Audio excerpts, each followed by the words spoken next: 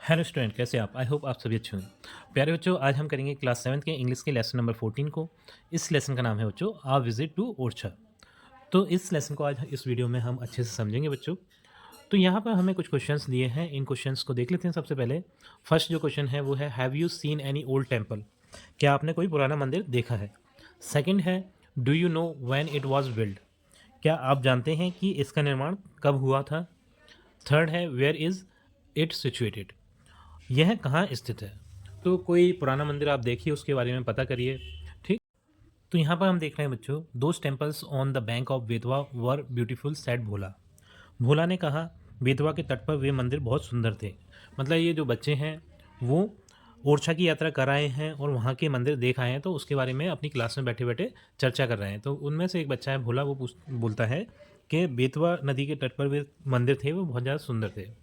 But teacher said they were chhatris not temple, said Sachin. तो सचिन बोलता है इतने में कि लेकिन टीचर ने तो कहा था कि वे छतरियाँ थीं, मंदिर नहीं थे। Do you mean umbrellas, ask Shobha. तो शोभा बोलती है क्या तुम्हारा मतलब छतरी छाते से है? अम्ब्रेला मीन्स छाता। No not umbrellas. Teacher said that some buildings are called chhatris due to their form and structure, answered Sachin. तो इस पर जो सचिन है वो बोलता है कि नहीं, छतरियाँ नहीं। शिक्षक ने कहा था कि कुछ इमारतों को उनके आकार और संरचना के कारण छतरियाँ कहा जाता है। फिर soon there was much noise in class 7 because they are were all discussing their visit to Orchha. तो जल्द ही 7वीं कक्षा में बहुत शोर होने लगा क्योंकि वे सभी ओरछा की अपनी यात्रा के बारे में चर्चा कर रहे थे। All of them were very happy and excited to discuss their visit. वे सभी अपनी यात्रा के बारे में चर्चा करके बहुत खुश और उत्साहित थे। I have seen a word on the board near those chhatris cenotaph, I will ask its meaning, said Asma. Asma ने कहा मैंने उन छतरियों पर सेनोटॉप के पास बोर्ड पर एक सेनोटॉप नाम का शब्द देखा था, इसका अर्थ क्या होता है? तो अस्मा ने एक बोर्ड पर सेनोटॉप नाम का बोर्ड देखा था, वो उसका अर्थ जानना चाहती थी। Ramesh said, I would like to know the names of the two rivers that we saw flowing at Orchha. तो रमेश ने कहा मैं उन दो नदियों के नाम जानना चाहूँगा जिन्हें हमने ओरछा में बहते हुए देखा था। Yes, what do you want to ask me, there teacher mister Shah ask as he entered the class. हाँ, आप मुझसे क्या पूछना चाहते हैं? उनके शिक्षक श्री शाह ने कक्षा में प्रवेश करते हुए पूछा। Sir, which are two rivers we saw at Orchha, ask Ramesh. Sir, Orchha में हमने कौन सी दो नदियाँ देखी? रमेश ने पूछा। सर, व्हाट इज़ अ छतरी, आस्क शोभा। सर, छतरी क्या होती हैं? शोभा ने पूछा। Sir, what is the meaning of cenotaph, ask Asma. Sir, cenotaph का मतलब क्या है? अस्मा ने पूछा। Sir, well well, one by one, don't ask so many question at the same time.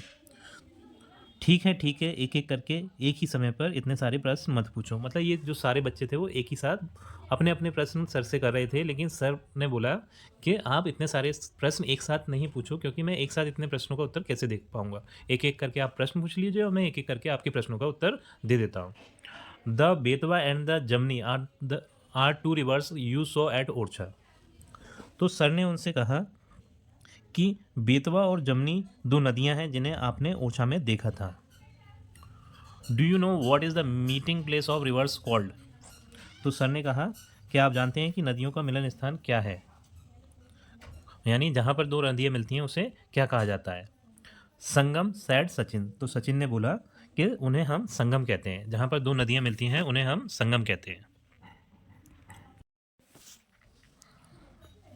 Yes Sachin, very good, the word for sangam in English is confluence. Can you tell me another place where rivers meet? तो उनके जो sir थे वो बोलते हैं हाँ सचिन, बहुत अच्छा। अंग्रेजी में संगम को कन्फ्लुसेंस यानी ये बोलते हैं, कन्फ्लुसेंस बोलते हैं। अब जो उनके सर थे वो बोलते हैं क्या आप मुझे कोई और जगह बता सकते हैं जहाँ नदियाँ मिलती हैं? Ask the teacher. उनके सर ने ऐसा पूछा कि कोई और स्थान का भी नाम मुझे बता दीजिए जहाँ पर ये नदियाँ मिलती हैं, और कोई संगम का नाम पूछना चाहते हैं वो। The Jamuna and the Saraswati meet at Allahabad, answered Sachin.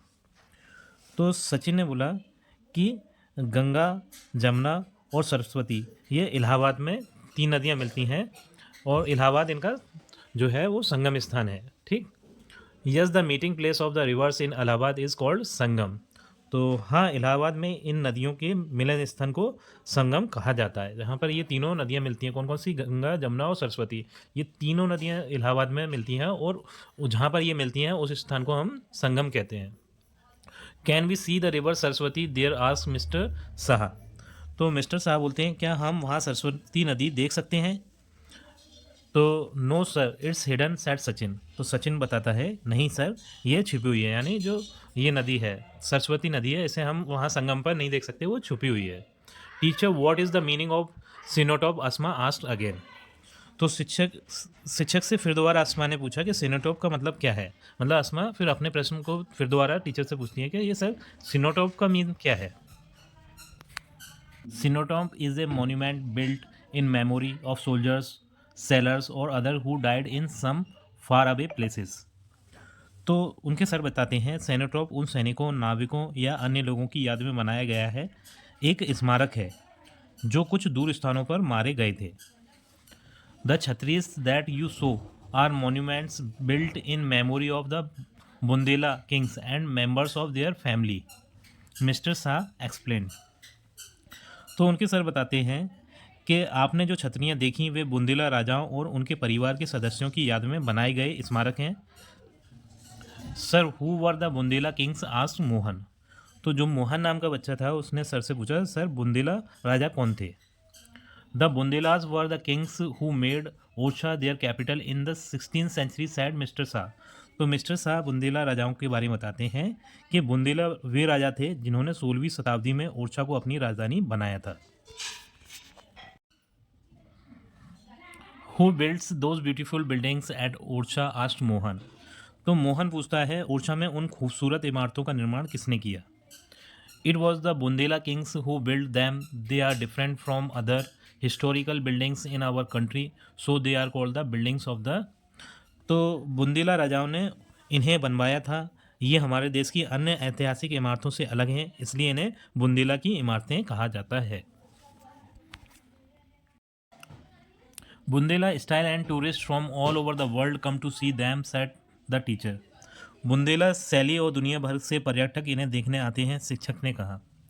Sir, we have seen some wonderful paintings on the walls, said Savita. तो सविता ने कहा, सर हमने दीवारों पर कुछ अद्भुत पेंटिंगें देखी हैं। Yes, the walls of every buildings in Orchha are decorated with paintings. उन्हें हाँ, ओरछा की हर इमारत की दीवारों को चित्रों से सजाया गया है, ऐसा उनके सर बोलते हैं। They are called murals. उन्हें भित्ति चित्र कहा जाता है। मुरल्स मीन्स मतलब भित्ति चित्र, जिन्हें दीवारों पे चित्र बनाए जाते हैं, उन चित्रों को हम भित्ति चित्र बोलते हैं बच्चों। In the 16th and 17th century are the mural work reached a great height in India. 16वीं और 17वीं शताब्दी में भारत में भित्ति चित्र का काम बहुत ऊंचाई पर पहुंच गया था। मतलब 16वीं और शताब्दी में बहुत ज़्यादा ये भित्ति चित्र बनाए जाते थे। During this period, two basic styles of painting were popular. They were known as Rajput and the Mughal styles. इस अवधि के दौरान चित्रकला की दो मूल शैलियाँ लोकप्रिय थीं। उन्हें राजपूत और मुगल शैली के रूप में जाना जाता था। मतलब इस शताब्दी में, 16वीं शताब्दी में दो शैलियाँ बहुत ज़्यादा प्रसिद्ध थीं, एक तो राजपूत शैली और एक मुगल शैली, ठीक है। The Rajput style of painting was further divided into 3 different styles, Rajasthani, Kangra and Bundela. जो राजपूत चित्रकला की राजपूत शैली को 3 अलग अलग शैलियों में विभाजित किया गया था। पहली थी राजस्थानी, दूसरी थी कांगड़ा और तीसरी थी बुंदेला। तो राजपूत शैली 3 शैलियों में विभाजित थी, एक थी राजस्थानी, दूसरी कांगड़ा और तीसरी थी बुंदेला, इस तरीके। Orchha was the main centre of the Bundela style, explain mister Shah. Mister Shah बताते हैं कि ओरछा जो थी वो मुख्य केंद्र था बुंदेला शैली का। Sir, who looks after these buildings now? Ask Asma. तो अस्मा पूछती है कि सर आप ये बताइए कि अब उन बिल्डिंगों का कौन देखभाल करता है, यानी अब कौन उनकी देखभाल करता है उन राजाओं के बाद में। There is a government department called the archaeological department. This department is responsible for looking after ancient and historical monuments, buildings etcetera. तो सर बताते हैं कि एक सरकारी विभाग है जिसका नाम पुरातत्व विभाग है। यह विभाग प्राचीन और ऐतिहासिक स्मारकों इमारतों आदि की देखभाल के लिए जिम्मेदार है। यानी ये जो आर्कियोलॉजिकल डिपार्टमेंट है, ये ही जो पुरानी बिल्डिंगें हैं, जो किले वगैरह, महल वगैरह हैं, उनका ये देखभाल करते हैं। By this time the bell had rang. The teacher said, "It seems all of you have enjoyed your visit to Orcha. We can continue our discussion tomorrow." तो इसके बाद क्या होता है बच्चों, इस समय तक घंटी बज चुकी थी। शिक्षक ने कहा, ऐसा लगता है कि आप सभी ने ओरछा की अपनी यात्रा का आनंद लिया है। हम अपनी चर्चा कल जारी रख सकते हैं। मतलब वो जो बच्चे थे, वो ओरछा घूम के आते हैं, उनके मन में बहुत सारे प्रश्न थे। उन प्रश्नों के उत्तर उनके टीचर ने अच्छे से दिए और उनकी वजह से हमें भी ओरछा के बारे में बहुत सारी जानकारी मिली। तो बच्चों, इसी के साथ हमारी ये वीडियो कंप्लीट होती है। आई थिंक ये वीडियो आपको पसंद आई होगी। यदि वीडियो आपको पसंद आई है तो वीडियो को लाइक करिए, चैनल को सब्सक्राइब करिए। आपसे मिलते हैं अपनी अगली वीडियो में।